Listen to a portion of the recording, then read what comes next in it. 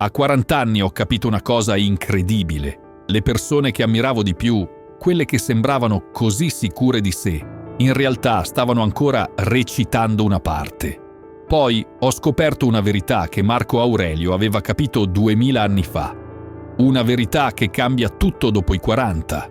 Se hai superato questa età, questo video ti farà vedere la tua vita con occhi completamente nuovi.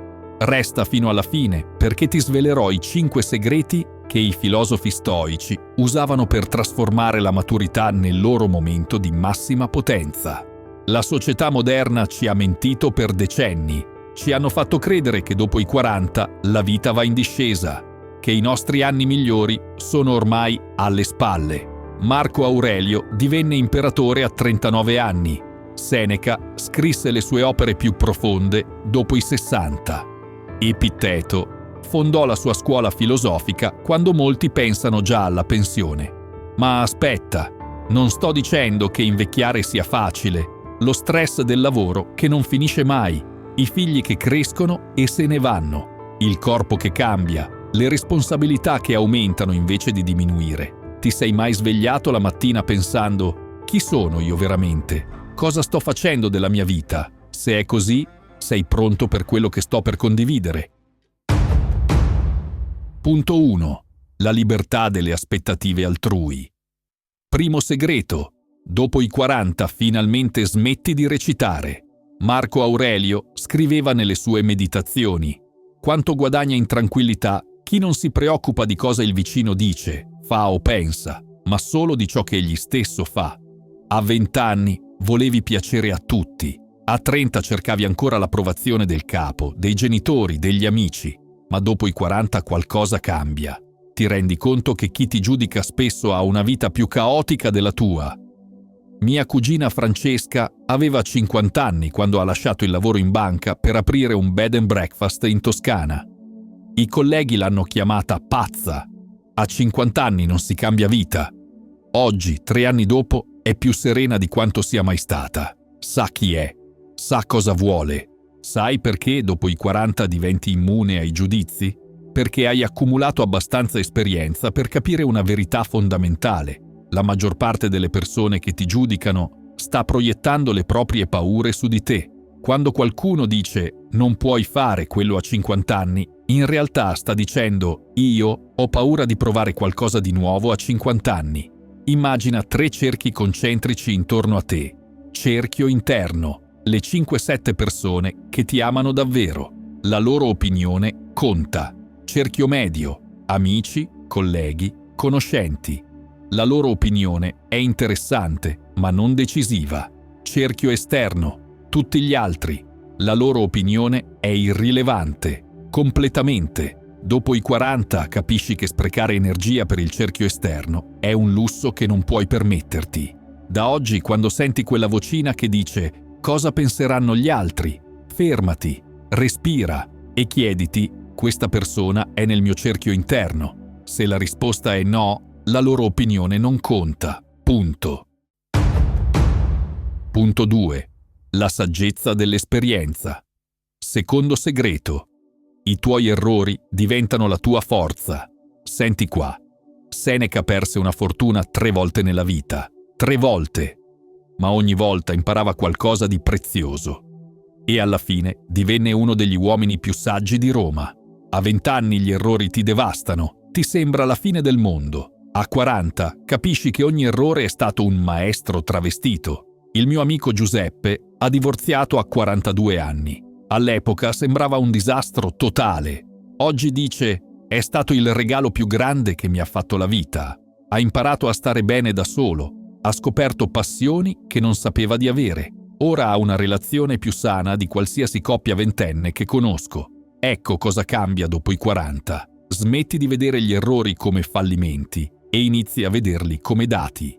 Un ventenne che perde un lavoro pensa «sono un fallito». Un quarantenne che perde un lavoro pensa «che cosa mi insegna questa esperienza? Quale abilità devo sviluppare? Che tipo di azienda sto davvero cercando?» Conosco una donna, Carla, che a 46 anni è stata licenziata da una multinazionale dove lavorava da 20 anni. Il primo mese era devastata, piangeva, si sentiva inutile. Poi ha fatto una cosa geniale. Ha preso un quaderno e ha scritto: che cosa ho imparato in questi 20 anni che posso usare in modo diverso. Ha scoperto di avere competenze che non sapeva nemmeno di possedere, capacità di gestire crisi, di motivare team, di risolvere conflitti. Oggi ha una sua società di consulenza e fattura il doppio di prima. L'errore, il licenziamento, è diventato il trampolino per la sua libertà. Dopo i 40 hai abbastanza dati per vedere gli schemi. Capisci che quello che sembrava un errore casuale faceva parte di un percorso più ampio. Quella relazione che è finita male ti ha insegnato cosa cercare in un partner. Quel progetto fallito ti ha dato le competenze per il successo successivo. Quella delusione ti ha fatto sviluppare la resilienza che usi oggi. Prendi un foglio, scrivi i tuoi 3 errori più grandi. Ora scrivi accanto a ognuno: cosa mi ha insegnato questo? Vedrai che ogni cicatrice nasconde una lezione preziosa e ogni lezione ti ha reso più forte. Punto 3. Il potere del no. Terzo segreto. Finalmente impari a dire di no. Epitteto insegnava: della ricchezza gode soprattutto l'uomo che non ne sente affatto il bisogno. A 20 anni dici sì a tutto: feste, progetti, impegni. Pensi che più fai, più vali. A 40 scopri il potere magico del no. No a quella cena noiosa. No a quel progetto che non ti entusiasma. No a persone che ti prosciugano l'energia. Ma attenzione, non sto parlando di diventare egoisti. Sto parlando di proteggere il tuo tempo e la tua energia per le cose che contano davvero. Mia sorella Giulia faceva volontariato in 4 associazioni diverse. Si sentiva sempre in colpa se non aiutava tutti. A 45 anni ha scelto una sola associazione, quella per cui sentiva vera passione. Ora è presidente e ha cambiato la vita a centinaia di bambini. Prima sparpagliava energie, ora le concentra. Ogni volta che dici no a qualcosa che non ti appartiene, liberi spazio per un sì che può cambiarti la vita. Il mio vicino Marco ha detto no a una promozione che richiedeva trasferimento. I colleghi l'hanno chiamato pazzo. 6 mesi dopo ha aperto la sua falegnameria. Oggi fattura il triplo e lavora da casa. Aveva capito che dire no al posto sbagliato gli permetteva di dire sì al sogno giusto. Questa settimana prova a dire no a una cosa che normalmente accetteresti solo per educazione. Nota come ti senti. Ti sentirai più leggero, più autentico e osserva lo spazio che si crea. Quello spazio è dove nascono le opportunità vere. Punto 4. La bellezza dell'accettazione. Quarto segreto. Smetti di combattere quello che non puoi cambiare. Marco Aurelio scriveva: accetta quello che è, cambia quello che puoi e abbi la saggezza per distinguere tra i due.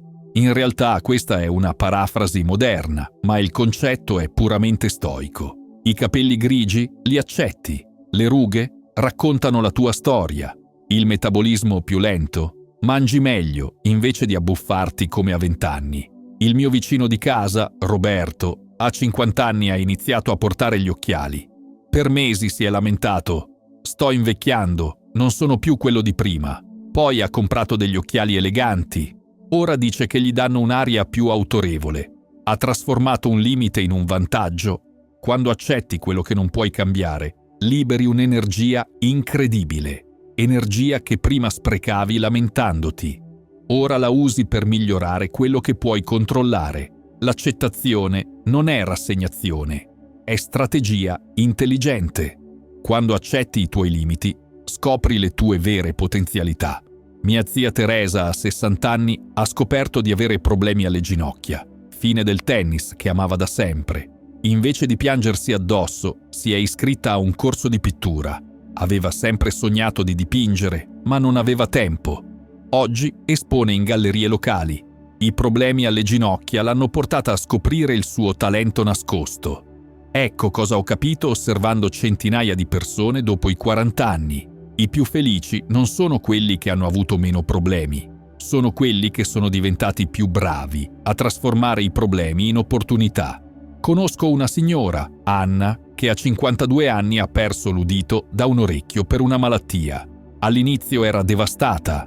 La musica era la sua passione. Come avrebbe potuto continuare? Ma poi ha fatto una scoperta incredibile. Con un orecchio solo aveva sviluppato una capacità di concentrazione che non aveva mai avuto. Oggi è diventata una scrittrice di successo. Dice che il silenzio parziale l'ha aiutata a sentire la voce interiore. Quello che sembrava un handicap è diventato il suo superpotere. Prendi 2 fogli, su uno scrivi tutto quello che non puoi cambiare di te e della tua situazione. Sul secondo scrivi tutto quello che puoi cambiare. Ora fai questo, dedica 0 energie al primo elenco. Tutta la tua energia va al secondo. È matematico. Più energia metti su quello che puoi controllare, più risultati ottieni. Identifica una cosa di te che non puoi cambiare e che ti dà fastidio. Questa settimana, invece di lamentarti, chiediti: come posso trasformare questo in un punto di forza? Punto 5. La missione diventa chiara. Quinto e ultimo segreto. Dopo i 40 capisci perché sei qui. Marco Aurelio scriveva: non dura che un giorno ogni cosa, tanto ciò che ricorda quanto ciò che è ricordato. A 20 anni ti chiedi: cosa voglio fare? A 40 ti chiedi: perché sono vivo? Qual è il mio scopo? Una mia amica, Paola, ha lavorato 20 anni come ragioniera, brava ma senza passione. A 42 anni ha iniziato a insegnare italiano agli immigrati nel tempo libero. Ha scoperto di avere un talento naturale. Ora ha lasciato la ragioneria e dirige una scuola di lingue. Non è diventata ricca, ma è diventata felice. E sai qual è il bello? Quando fai quello per cui sei nato, gli altri se ne accorgono. Diventi magnetico, autentico, irresistibile non perché fingi, ma perché sei finalmente te stesso. La tua missione non è qualcosa che trovi, è qualcosa che già esiste dentro di te. Dopo i 40 hai abbastanza esperienza per riconoscerla e abbastanza coraggio per seguirla. Pensa a Seneca. È diventato consigliere dell'imperatore a 50 anni. La sua vera missione di filosofo è iniziata quando tutti pensavano fosse troppo tardi. Marco Aurelio ha scritto le sue meditazioni dopo i 40, tra le battaglie e i problemi dell'impero. La maturità non è la fine delle possibilità, è l'inizio della saggezza. Come fai a sapere se hai trovato la tua vera missione? 3 segnali inconfondibili. Il tempo vola. Quando fai quella cosa, le ore passano come minuti. Entri in uno stato di flusso totale. Ti viene naturale. Non devi sforzarti di essere bravo. È come se fossi nato per quello. Impatti gli altri. La gente intorno a te cambia, migliora, si ispira. Chiediti: se avessi tutte le risorse del mondo, come passerei le mie giornate? La risposta ti darà un indizio prezioso sulla tua vera missione. E poi fai questo. Ogni giorno dedica almeno 10 minuti a qualcosa che ti avvicina a quella risposta. Anche solo 10 minuti al giorno. In un anno sono 60 ore di movimento verso il tuo scopo.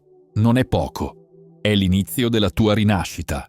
Ora voglio sapere da te quale di questi 5 segreti ti ha colpito di più. Scrivilo nei commenti e aggiungi: qual è la cosa più importante che hai capito dopo i 40? Leggo ogni singolo commento e rispondo personalmente, perché questa non è solo una community YouTube, è una famiglia di persone che hanno scelto la saggezza stoica per vivere meglio. E se questo video ti è piaciuto, c'è una cosa che mi aiuterebbe tantissimo. Clicca su quel pulsante qui sotto, iscriviti a Motivazione Stoica.